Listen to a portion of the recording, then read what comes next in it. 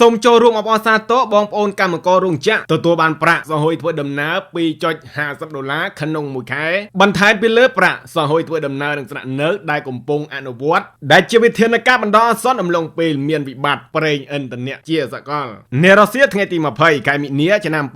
2026នេះនៅទីស្តីការក្រសួងឯកឧត្តមហេងស៊ូរដ្ឋមន្ត្រីក្រសួងការងារនិងបណ្ដុះបណ្ដាលវិជ្ជាជីវៈនិងជាប្រធានក្រុមប្រឹក្សាជាតិប្រាក់ឈ្នួលអបបរមាបានអញ្ជើញដឹកនាំកិច្ចប្រជុំបន្ទាន់របស់ក្រុមប្រឹក្សាប្រាក់ឈ្នួលអបបរមាដើម្បីពិនិត្យលទ្ធភាពសម្រាប់បន្ទុកចំណាយសហួយធ្វើដំណើររបស់បងប្អូនកម្មករនិយោជិតផ្នែកវិនិភ័ណ្ឌកាត់ដេរផលិតស្បែកជើងនិងផលិតផលធ្វើដំណើរនិងកាបូបអំឡុងពេលអន្តរកាលនៃវិបត្តិប្រេងឥន្ធនៈជាសកលដែលមានការចូលរួមពីសមាជិកក្រុមប្រឹក្សាប្រាក់ឈ្នួលអបបរមាសរុប51រូបដែលមានសមាភិបស្មើគ្នាពីតំណាងភាគីរដ្ឋាភិបាលតំណាងភាគីកម្មករនិយោជិតនិងតំណាងភាគីនយោជកតាមរយៈកិច្ចប្រជុំក្នុងស្មារតីសាមគ្គីនិងទំនួលខុសត្រូវខ្ពស់ពីសំណាក់ភាគីរដ្ឋាភិបាលភាគីនយោជកនិងតំណាងភាគីកម្មករនិយោជិតជាលទ្ធផលនៃអង្គប្រជុំបានសម្រេចផ្ដល់ប្រាក់សហួយធ្វើដំណើរបណ្ដោះអាសន្នដល់បងប្អូនកម្មករនិយោជិតចំនួន$2.50អាមេរិកក្នុងមួយខែចាប់ពីថ្ងៃទី1ខែមេសាឆ្នាំ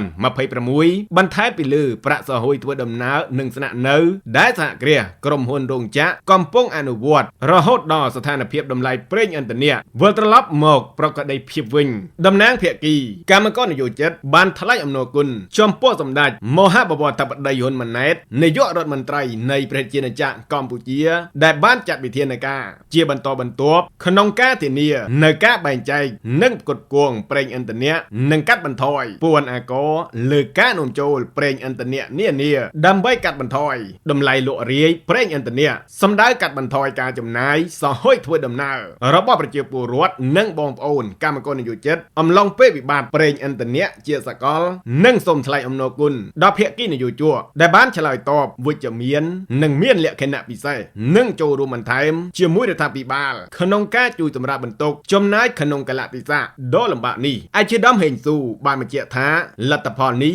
កើតចេញពីការចូលរួមចំណែកគ្នាដោះស្រាយរវាងភាគីនយោជកអ្នកផ្ដល់សេវាដឹកជញ្ជូន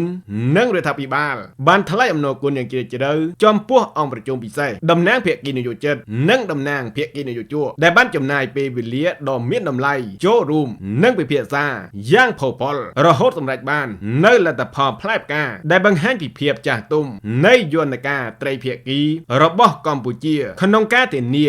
នៅសុខដុមនីកម្មទំនាក់ទំនងវិជ្ជាជីវៈផលិតភាពការងារនិងកម្រិតនៃការនាំចេញ